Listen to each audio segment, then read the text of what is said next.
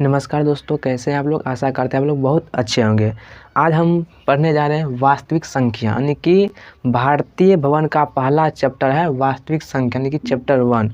तो इसके बारे में आज हम चर्चा करने जा रहे हैं। ठीक, तो पहले हम जानेंगे ये कितने एक्सरसाइज में बटा हुआ है। तो आप लोग पहले आप लोग हम बता देते हैं कि कितने वास्तविक संख्या जो है कितने एक्सरसाइज में बटा हुआ है। तो देखिए ये कितने एक्सरसाइज में बटा हुआ है, तो ध्यान से देखिएगा। तो पहला है एक का ए हमको बनाना पड़ेगा, और दूसरा है एक का बी, और तीसरा है हमारा एक का सी, और चौथा हमारा है एक का डी।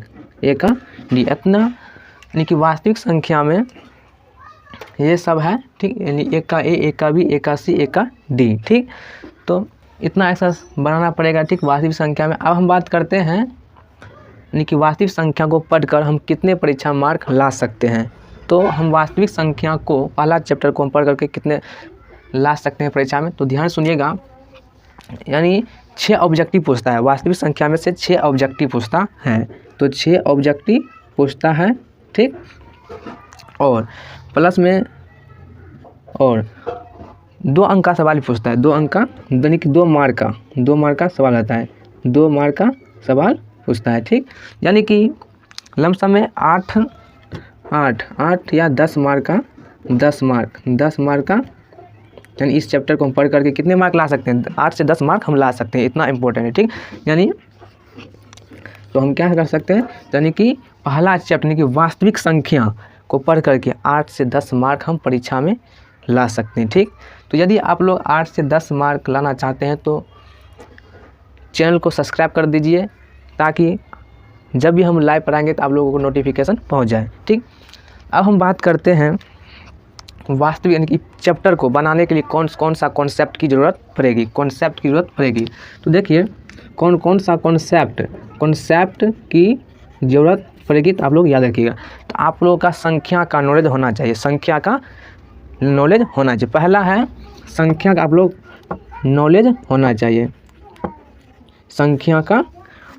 दूसरा हमारा है कि आपको गुणनखंड भी आना चाहिए। गुणनखंड आपको आना चाहिए। ठीक, गुणनखंड आपको बनाना आना चाहिए। और तीसरा में आपको जो है ना एलसीएम और एचसीएफ आपको आना चाहिए। तीसरा हो गया। ठीक, और कुछ होता है नहीं कि इतना आप लोग, और कैलकुलेशन आना चाहिए कि गुना सब भागा सब, ये सब आप लोगों को आना चाहिए कि गुना घटो ये सब आना चाहिए। ठीक, तो इतना आप लोगों को नॉलेज होना चाहिए इस चैप्टर को बनाने के लिए। इतना आप लोगों को कॉन्सेप्ट क्लियर करना होगा। ठीक, तो पहला कॉन्सेप्ट चलिए हम देखते हैं पहला कॉन्सेप्ट क्या है। ठीक, तो चलिए हम शुरू करते हैं। तो हम संख्या के पहले बारे में हम समझेंगे संख्या क्या होता है, तब गुणनखंड के बारे में, एलसीएम और एचसीएफ के बारे में आपको बताएंगे। ठीक, तो पहले चलते हैं। ठीक, तो कॉन्सेप्ट को पहले पहला हम कॉन्सेप्ट देखते हैं कौन आता है। पहला देखिए संख्या के बारे में पढ़ रहे हैं तो हमको अंक का नॉलेज होना चाहिए। तो अंक क्या होता है, तो अंक को अंग्रेजी में डिजिट कहते हैं। क्या कहते हैं, डिजिट, DIGIT, डिजिट कहते हैं। तो अंक किसको हम कहेंगे, देखिए जीरो हमारा क्या है, अंक है। एक हमारा क्या है, अंक है। 0 1 2 3 4 5 6 7 8 9, हाँ 9 तक को हम क्या कहेंगे, अंक कहते हैं। 0 1 2 3 4 5 6 7 8 9 तक को अंक कहते हैं। क्या कहते हैं, अंक कहते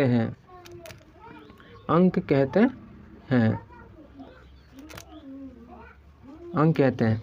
तो अंक किसको हम कहेंगे, तो 0 1 2 3 4 5 6 7 8 9 तक को हम क्या कहेंगे, अंक कहते हैं। यानी कि 0 से लेकर के कितने तक, 9 तक होता है अंक। यदि आप परिभाषा और दूसरा जानने चाहते हैं तो यह भी कह सकते हैं, गणित की सबसे छोटी मूल इकाई को अंक कहते हैं। यह भी आप लोग कह सकते हैं। ठीक, तो शॉर्टकट में ये भी आप लोग याद नहीं है तो यह भी कह सकते हैं कि 0 1 2 3 4 5 6 7 8 9 तक को अंक कहते हैं। ठीक, तो नोट में लिखिएगा, नोट में लिखिएगा पहला नंबर दे करके। तो अंक जो होती है किस से शुरू होती है? 0 से शुरू होती है। अंक जो होती है अंक 0 से ना, अंक 0 से शुरू होती है, 0 से शुरू होती है। पहला नंबर में आप लोग लिख लीजिएगा, अंक जो है 0 से शुरू होती है, अंक 0 से शुरू होती है। और दूसरा में आप लोग लिखिएगा, तो अंक जो है 0 से शुरू होती है। और दूसरा में आप लोग लिखिएगा कि सबसे छोटा अंक कौन है ना, सबसे छोटा अंक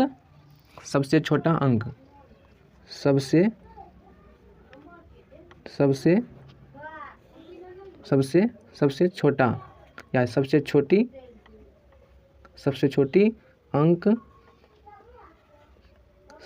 अंक यानी शून्य होता है। क्या होता है? शून्य होता है। और सबसे बड़ी अंक, दूसरा नंबर में लिखिएगा सबसे बड़ी अंक, सबसे बड़ी अंक, सबसे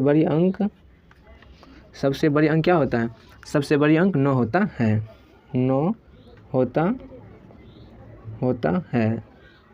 और अगर आपसे पूछेगा कि अंक की कुल संख्या कितनी होती है, यानी कि अंक कितने होते हैं, कुल अंक कितने होते हैं, तो आप लोग यहाँ से देखिए क्या होता है, 1 2 3 4 5 6 7 8 9 10, यानी कि टोटल कितने होते हैं? टोटल 10 अंक होते हैं। कितने होते हैं? कोई भी आपसे पूछेगा कि अंक कितने होते हैं, 10 होते हैं। कितने होते हैं? 10 होते हैं। तो 4 नंबर में आप लोग लिखिएगा कुल अंक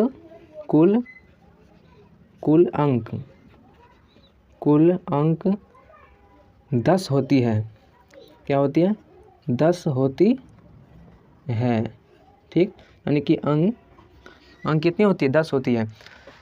तो अंक किसे कहते हैं? इसको अंग्रेजी में डिजिट कहते हैं। तो 0 1 2 3 4 5 6 7 8 9 तक को क्या कहते हैं? अंक कहते हैं। और अंक की शुरुआत, यानी कि अंक की शुरुआत कहाँ से होती है? 0, यानी कि 0 से होती है, यानी कि अंक 0 से शुरू होती है। 0 से क्या होती है? 0 से शुरू होती है, पहला हो गया। और दूसरा में सबसे छोटी अंक क्या होता है? सबसे छोटी अंक शून्य होता है। सबसे छोटी अंक क्या होता है? शून्य होता है। और सबसे बड़ी अंक क्या होता है? सबसे बड़ी अंक 9 होता है। ठीक, और चौथा में कुल अंक कितनी होती है? 10 होती है। सब कुल अंक कितनी होती है? 10 होती है। तो अब हम चलते हैं, अंक के बारे में हम समझ गए, अब चलते हैं संख्या के बारे में। संख्या किसे कहते हैं यह भी जानना जरूरी है। संख्या किसे कहते हैं? अंक तो हम समझ लिए, संख्या किसे कहते हैं लिखिएगा 2 नंबर देख के। संख्या किसे कहते हैं? संख्या अंग्रेजी में नंबर कहते हैं। क्या कहते हैं? नंबर कहते हैं। नंबर NUMBER, नंबर कहते हैं। तो संख्या हम किसको कहेंगे? संख्या हम किसको कहेंगे? तो अंकों के मेल से जो बनता है उसे क्या कहते हैं? संख्या कहते हैं। जैसे हम देखिए, जैसे हम 20 लिखे हैं, तो 20 हमारा क्या है? अंक है कि 0 है? अंक है कि नहीं, सॉरी, अंक है कि संख्या है? तो आप लोग बोलिएगा संख्या है। क्यों? तो अंक तो नहीं है ये, तो पहला बात समझिए, अंक तो नहीं है। तो क्यों नहीं अंक है? क्योंकि 0 से लेकर के 9 तक अंक होता है। 0 से लेकर के 9 तक अंक होता है। 10 भी क्या है? अंक नहीं है, संख्या है। इसीलिए आप लोगों को हम बोले अंकों के मेल से जो बनता है उसे क्या कहते हैं? संख्या कहते हैं। तो एक कथी है? अंक, सिर्फ एक कथी है? अंक है। और 0 भी कथी है? अंक, यानी कि इसमें मिला देते हैं तो क्या हो गया? 10 अंक है? नहीं, अंक नहीं है, ये क्या है? संख्या बन गया है। यानी अंकों के मेल से जो बनता है उसे क्या कहते हैं? संख्या कहते हैं। ठीक, तो संख्या किसे कहते हैं? तो लिखिएगा आप लोग, लिखिएगा अंकों के मेल से, अंकों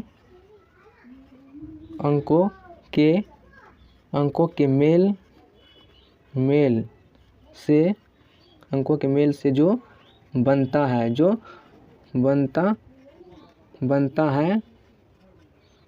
है उसे उसे संख्या कहते हैं, संख्या कहते हैं। जैसे में लिखिएगा, जैसे में लिखिएगा 4 का क्या है, हाँ ये भी समझना है, 4 क्या है, अंक है, मगर भी संख्या भी है। 4 क्या है, अंक भी है, ये संख्या भी है। ठीक, आप लोग वीडियो को लास्ट तक देखते रहिए, आप लोग समझ में आ जाएगा, ठीक ना। तो 4, 40, 25, 55 इत्यादि बहुत सारा है, ठीक ना, बहुत सारा है। 4, 40, 25, 55 इत्यादि बहुत सारा, ठीक। तो ये क्या है, संख्या है, ठीक। तो इतना आप लोग को समझ में आ गया होगा, ठीक। तो नोट में लिखिएगा, नोट में लिखिएगा, ठीक। नोट में पहला नंबर में लिखिएगा, संख्या अनगिनत होते हैं, संख्या अनगिनत होते हैं, संख्या अनगिनत संख्या अनगिनत होते हैं। पहला नंबर में लिखिएगा, संख्या अनगिनत होते हैं। और दूसरा नंबर में लिखिएगा अंक को संख्या कह सकते हैं, यानी कि अंक को हम क्या कहते हैं, संख्या कह सकते हैं, अंक को संख्या कह सकते हैं। क्यों कह सकते हैं आप लोग, हम बताएंगे अभी, ठीक। तो अंक को संख्या कह सकते हैं, ठीक। अंक को संख्या कह सकते हैं, ठीक। संख्या अनगिनत होते हैं, अंक को संख्या कह सकते हैं। तो लेकिन, इसी में लिखिए लेकिन अंक को संख्या कह सकते हैं, लेकिन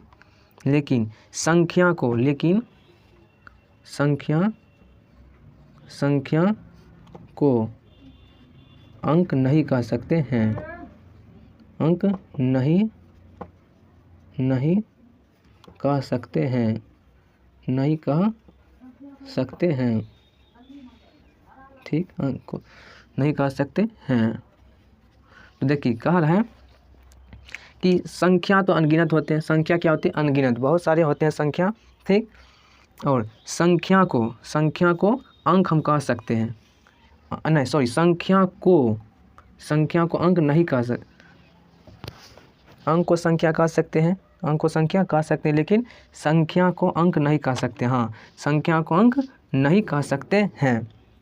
तो संख्या को अंक हम क्यों नहीं कह सकते हैं, तो अंक तो देखिए, अंक तो 0 से लेकर 9 तक होता है, ये तो क्या है, संख्या तो है, संख्या सब क्या है, संख्या तो है।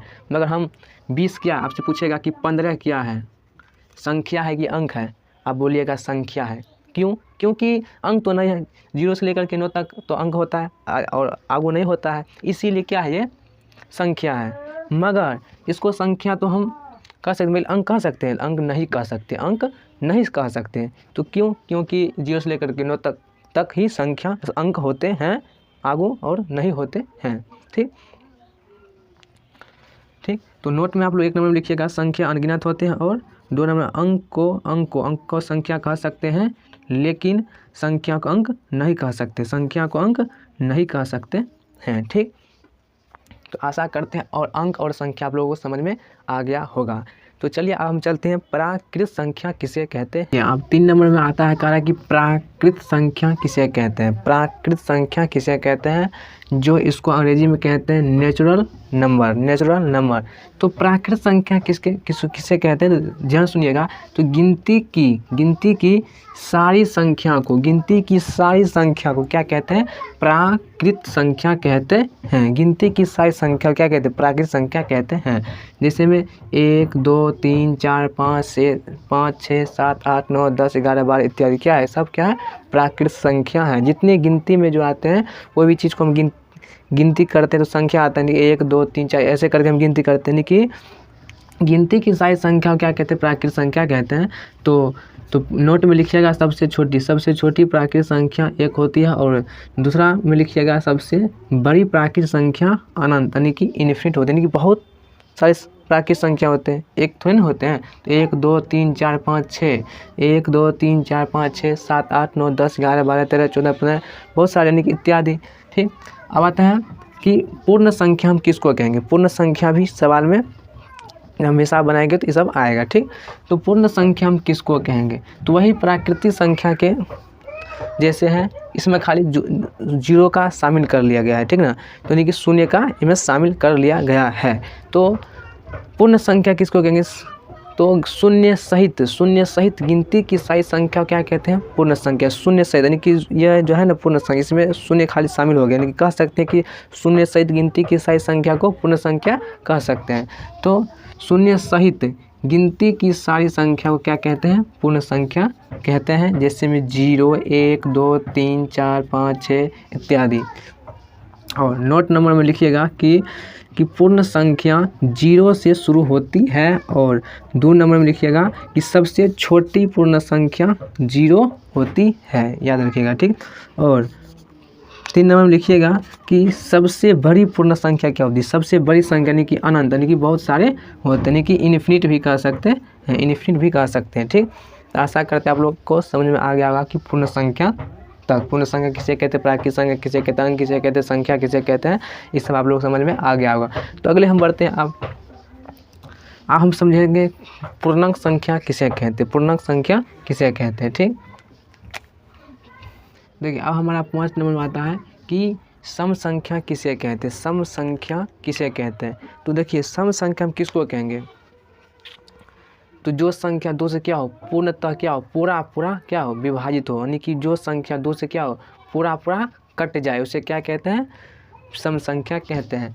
तो सम संख्या की परिभाषा आप लोग लिखना चाहते हैं, इसको अंग्रेजी में कहते हैं इवन नंबर कहते हैं। तो जो संख्या 2 से क्या हो, पूर्णतः का मतलब होता है जो 2 से क्या हो, पूरा कट जाए, उसे क्या कहते हैं, सम संख्या कहते हैं।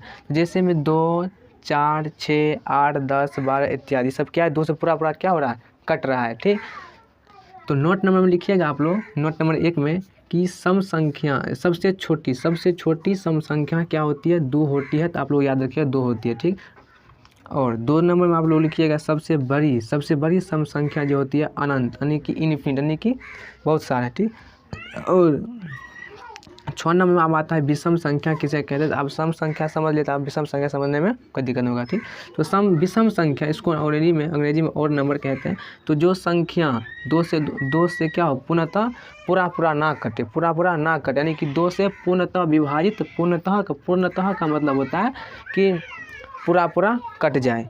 मतलब यहाँ पर कह रहा है कि पूरा ना कटे, पूरा नहीं कटे, उसे क्या कहते हैं, विषम संख्या कहते हैं। तो जो संख्या 2 से पूर्णतः विभाजित नहीं हो, उसे क्या कहते हैं, विषम संख्या कहते हैं। जैसे में 1 3 5 7 9 11 13 बहुत सारे हैं। ठीक, इत्यादि।